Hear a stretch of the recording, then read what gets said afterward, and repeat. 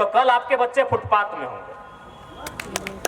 आज अगर आप बीडीओ, सीओ, डीसी से डर गए तो कल आपके बच्चे फुटपाथ में होंगे। इसलिए देखिए, सरकार बनाना तो अलग बात है, मेरा पहला काम है आपके अंदर के डर को खत्म करना। मेरा पहला काम है झारखंड की आवाज को बुलंद करना।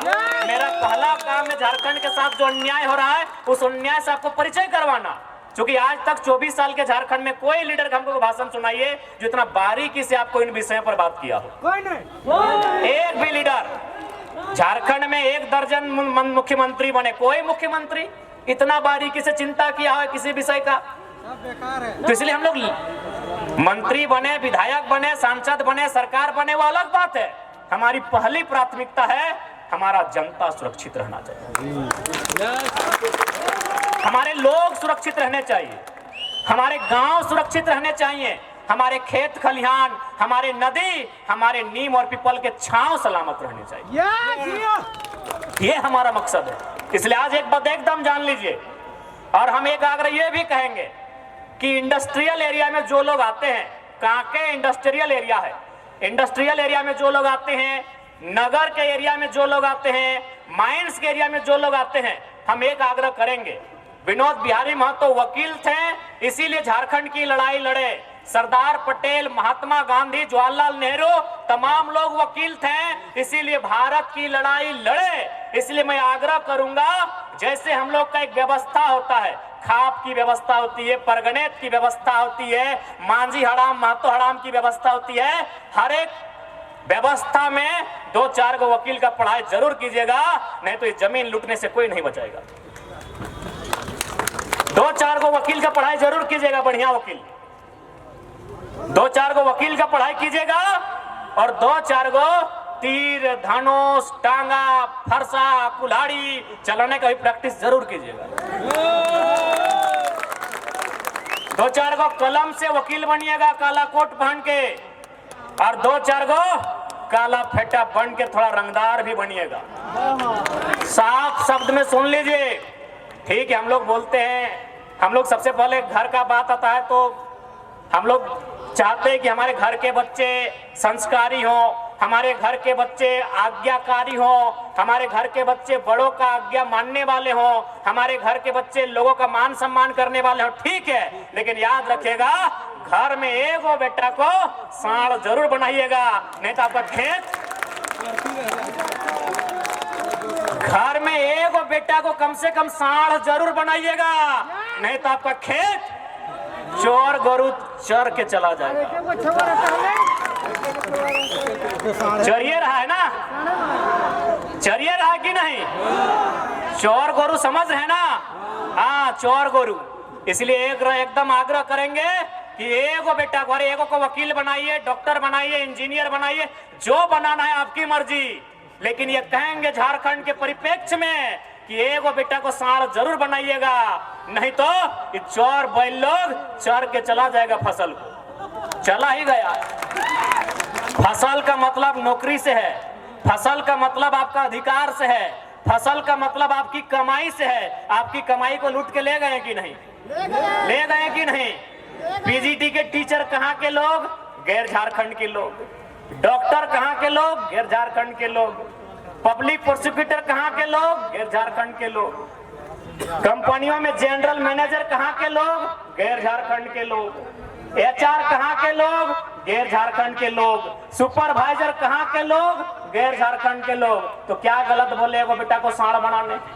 सांड बनाइए जो दहाड़ मारेगा और जैसे सिंह घुसाएगा फाड़ के रख देगा। ये झारखंड की मजबूरी कहिए या नियति कहिए, हर एक घर में एगो बेटा को सांड बनाइए, नहीं तो इसी प्रकार आपका खेती, बैल जो बाहर का बैल आया है वो घरना फाड़ के घुसेगा, चोरी करेगा, खाएगा, पोगराएगा और फिर चला जाएगा। लेकिन अगर सांड पैदा कीजिएगा तो क्या होगा?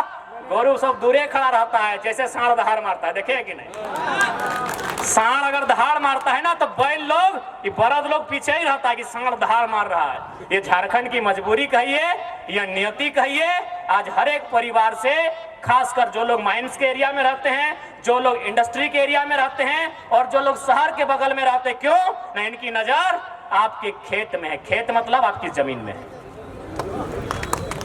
है ना? पूजा सिंगल बड़का हॉस्पिटल बनाया ना, अपना ससुर का जमीन में बनाई थी। भोईहरी जमीन, भोईहरी यानी उराव लोग का व्यवस्था। भोईहरी बिकता ही नहीं है, उराव का व्यवस्था को भोईहरी बोलते हैं शायद। भोईहरी जमीन खरीद ली पूजा सिंघल, आपका सिस्टम कुछ उखाड़ नहीं पाया, कुछ नहीं उखाड़ पाया। उखाड़ना है तो सांड बनना होगा, उखाड़ना है तो सांड बनना होगा। मेरा इशारा आप समझते हैं। सबको कमीशन मिलता है, सही बोले। हम कल एक झारखंड मुक्ति मोर्चा के एक बड़े लीडर से बैठे थे, वो बार बार एक बात बताए कि रांची से जो क्या नाम है चंपा जी के जो लेटर को लिखे हैं, वो बराबर इसी लोग को फोन घुमाते हैं और बोलते हैं कि रांची नहीं आ रहे हैं आप, सप्ताह में एक दिन रांची आइए। तो इसका मतलब है कि आप अपना जिला में जो कमाई कर रहे हैं रांची में आके हिसाब दीजिए, लेखा जोखा का हिसाब दीजिए। इसलिए देखिए, आज एक नया लड़का है, इस उम्र में हम लोग को अपना कैरियर का चिंता करना चाहिए था, लेकिन आज हम लोग राज की चिंता में निकले हैं। और इस राज की चिंता में हम लोग अपने आप को तो चिता बना लिए हैं। विश्वास कीजिए, हमें एक 29 साल का युवा लड़का, मुझे अपने कैरियर की चिंता होनी चाहिए थी, लेकिन मैं राज की चिंता में निकला हूं और उस चिंता में चिंतित होके मैंने खुद को चिता बना लिया है। 1 दर्जन से ज्यादा बीमारियों को मैंने पाल के रखा है।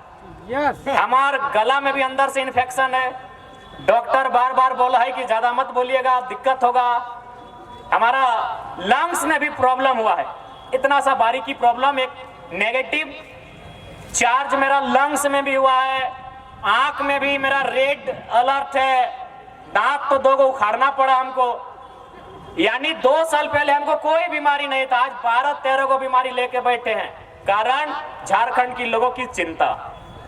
अगर हम लोगों को खुद की चिंता होती तो आपको भी इतना अनुभव हो गया है कि असम के मुख्यमंत्री हमारे साथ चाय पीना चाहते हैं तो समझ लीजिए हम लोग का चर्चा कहां कहां होता है। तो आप लोग अनुमान लगा लीजिए, अगर जयराम कुमार महतो को अगर खुद की चिंता होती तो झारखंड ही नहीं, असम के मुख्यमंत्री हमसे बैठना चाहते हैं, मिलना चाहते हैं। तो सोच लीजिए आपके आशीर्वाद से हमारे चर्चा कहां कहां होता है। हमें अपनी चिंता नहीं है। तो चलिए, अगर असम के मुख्यमंत्री की बात आई है, उन्होंने मीडिया के सामने कहा है, मैं भी मीडिया के सामने कहता हूं कि आदरणीय असम के जो मुख्यमंत्री हैं, हमारी झारखंड की मिट्टी में वो मेहमान के रूप में आए हैं, आपका स्वागत करते हैं। और चूंकि झारखंड के लोग चाय पे इंटरेस्ट नहीं लेते हैं, हम आपको माड़ भात के लिए निमंत्रण देते हैं, स्वीकार कीजिए।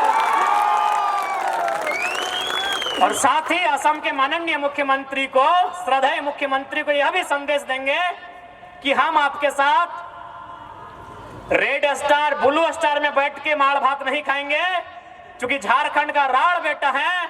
आप झुमरा या पारसनाथ की तलहटी में आइए, आपके निमंत्रण को स्वीकार करते हैं।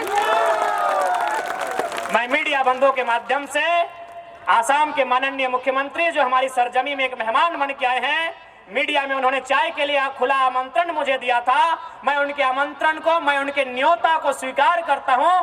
बस थोड़ा सा फेर बदल करना चाहता हूं कि मैं ब्लू स्टार, रेड स्टार में उनके साथ नहीं बैठूंगा। मैं उनके साथ झुमरा और पारसनाथ की तलहटी में किसी पेड़ के नीचे, किसी चट्टान के ऊपर बैठकर माड़ भात के लिए मैं उन्हें निमंत्रण देता हूं, न्योता देता हूं। मुख्यमंत्री साहब आए और निमंत्रण को स्वीकार करें।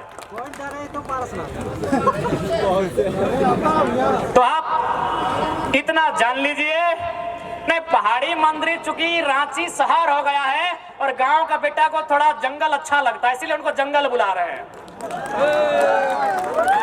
हाँ, उनको पारसनाथ झारखंड की धरोहर है, मैं उनको वहां आमंत्रित करता हूं, वहां आए, बिल्कुल उनके साथ बैठ के हम लोग गर्व से माड़ भात खाना पसंद करेंगे। वहां आए, उनको हम न्योता देते हैं और उनके न्योता को स्वीकार करते हैं। तो इसलिए जितने भी हमारे भाई, हमारे चाचा, हमारे अभिभावक जो भी आए हैं, हमारी दीदीगण, हमारी मासीगण, हमारी जितने भी महिला शक्ति भी आई हैं, मैं उनसे यही आग्रह करूंगा कि आज आप चिंता कीजिए, आप अपने पूर्वजों के इतिहास को समझिए।